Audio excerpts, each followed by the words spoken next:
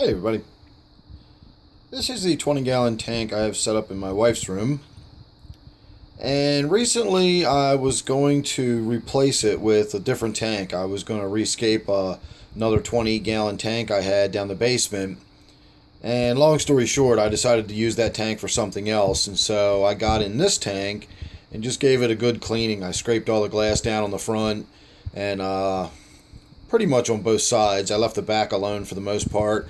I pulled a lot of the plants out of there. I did a good gravel vacuuming, and one of the lights had burned out. This has two screw-in lights. They're supposed to be incandescent, or it's listed as incandescent, so I found these screw-in fluorescents, and they're hard to find. And unfortunately, when I was able to find one, I was only able to find a 2700K. So see if you can tell which side has a 2700K and which side has a 6500K.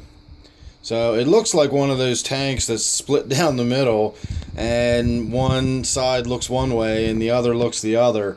So I just wanted to do a short video here and show you. I'm going to lift the hood up here, and you can see the reflection in the water. I guess that's coming out on camera, how yellow one of those looks and how white the other one is.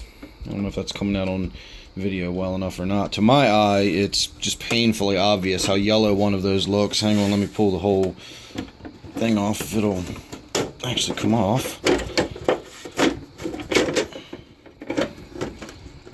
So that gives you a little better look. You can see how yellow that left side is versus how white the right side is.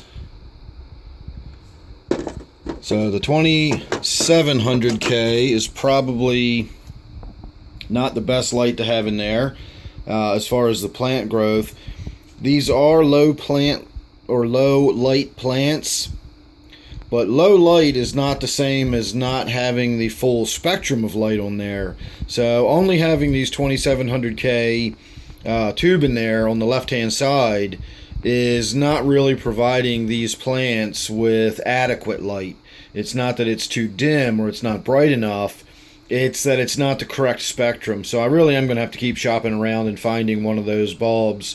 That one in there was $12, and it's not even the right color temperature, and that was the only one I could find online.